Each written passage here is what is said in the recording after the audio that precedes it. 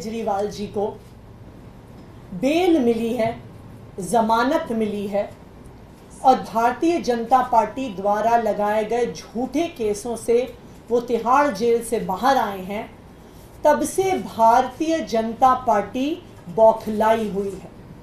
और इसी बौखलाहट के तहत भारतीय जनता पार्टी ने एक साजिश रची, एक षड्यंत्र रचा और उस षड्यंत्र के तहत स्वाति मालीवाल जी को दिल्ली के मुख्यमंत्री अरविंद केजरीवाल जी के घर 13 मई को सुबह सुबह भेजा गया। इस षड्यंत्र का इरादा था अरविंद केजरीवाल जी पर झूठे आरोप लगाना। स्वाति मालीवाल जी इस षड्यंत्र का चेहरा थी, स्वाति मालीवाल जी इस षड्यंत्र का मोहरा थी। स्वाति मालीवाल जी 13 मई को अनअनाउंस्ड, बिना अपॉइंटमेंट लिए मुख्यमंत्री आवास पहुंची। उनका इरादा था कि मुख्यमंत्री पर आरोप लगाया जाए, लेकिन मुख्यमंत्री जी उस समय अवेलेबल नहीं थे, उपलब्ध नहीं थे, इसलिए वो बच गए।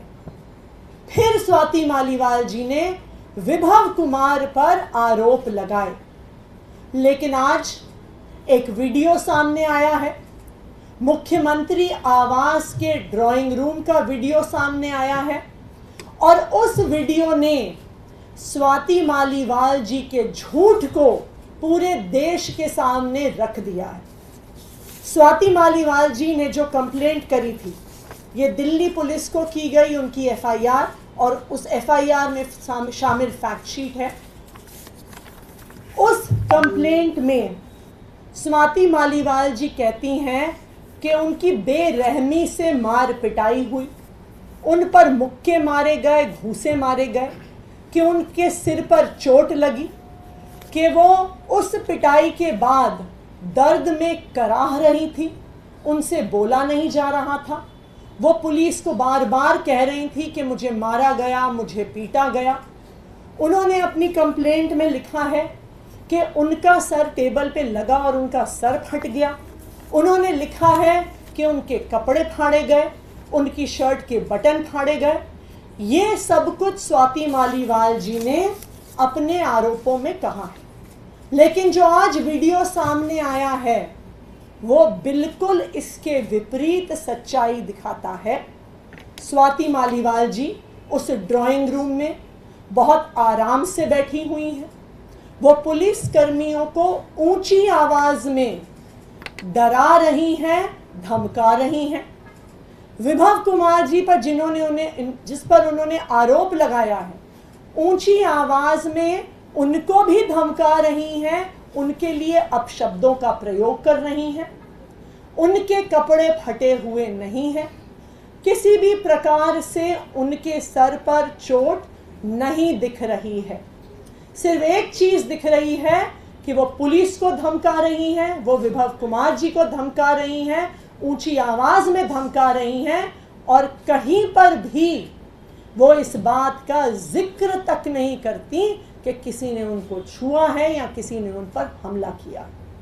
तो आज के इस वीडियो ने साफ साफ देश के सामने रख दिया है कि स्वाति मालीवाल जी द्वारा लगाए गए ये सारे आरोप बिल्कुल निराधार हैं, बिल्कुल झूठे हैं।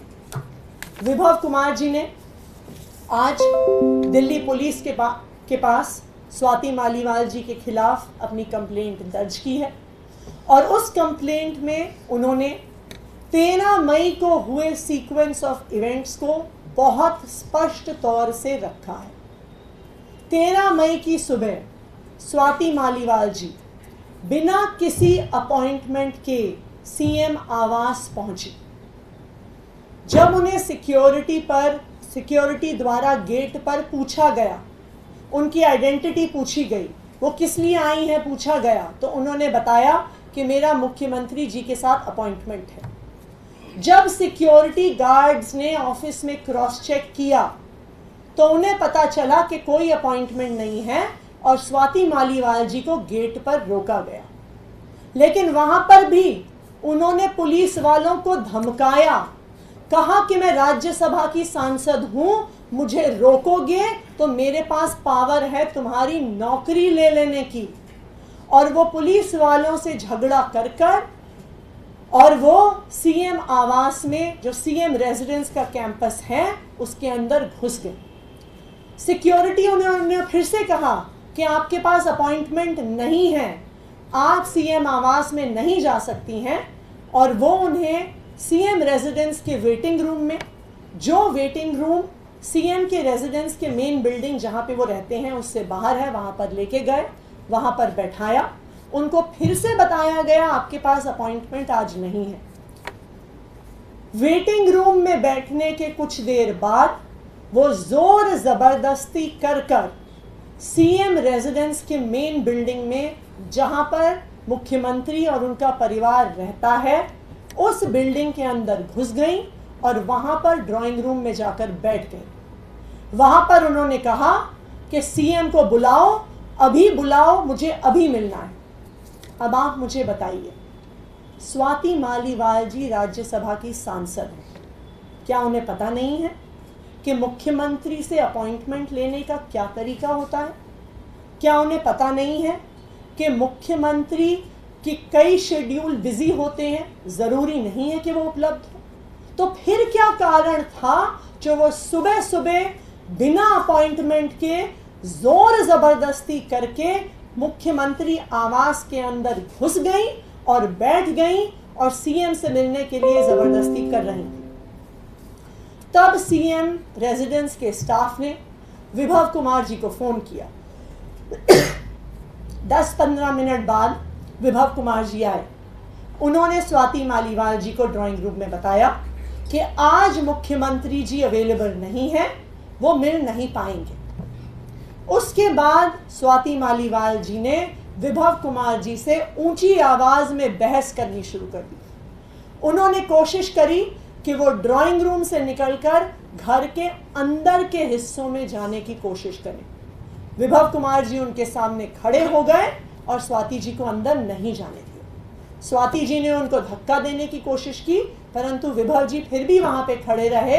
उन्होंने स्वाति मालीवाल जी को अंदर नहीं जाने दिया। फिर विभव कुमार जी बाहर आए और उन्होंने सीएम ऑफिस के सिक्योरिटी स्टाफ को बुलाया और उनको कहा कि वो स्वाति मालीवाल जी को बाहर एस्कॉर्ट करें। इस पूरे घटनाक्रम से एक चीज साबित होती है कि ये एक षड्यंत्र था, भारतीय जनता पार्टी द्वारा सोचा गया षड्यंत्र था। स्वाति मालीवाल जी को इस षड्यंत्र का चेहरा बनाया गया, मुख्यमंत्री जी को फंसाने का इरादा था। तभी सुबह सुबह जोर जबरदस्ती से मुख्यमंत्री आवास में घुस के मुख्यमंत्री जी से मिलने की जबरदस्ती की जा रही थी। ये इस बात से भी साबित हो रहा है कि स्वाति मालीवाल जी मुख्यमंत्री आवास से पुलिस थाने गई। पुलिस ने उन्हें एमएलसी कराने को कहा, लेकिन उन्होंने एमएलसी कराने से मना कर दिया। फिर 3 दिन बाद भारतीय जनता पार्टी फिर से एक नए झूठ के साथ स्वाति मालीवाल जी को सामने लेकर आई। लेकिन यह पूरा प्रकरण, आज जो वीडियो सामने आया है, जिस प्रकार से स्वाति मालीवाल जी पुलिस वालों को धमका रही हैं, विभव कुमार जी को धमका रही हैं, जिस प्रकार से सोफे पर बैठी हुई हैं, जिस प्रकार से ये स्पष्ट है कि वो उनके साथ वीडियो देखकर साफ पता चल रहा है कि वो आराम से बैठी हुई हैं, ना दर्द में कराह रही हैं, ना उनके कपड़े फटे हुए हैं, ना उनके सर पर चोट लगी हुई है। तो ये पूरा वीडियो स्वाति मालीवाल जी के झूठ को सामने लेकर आता है और भारतीय जनता पार्टी के षड्यंत्र को साफ कर देता है।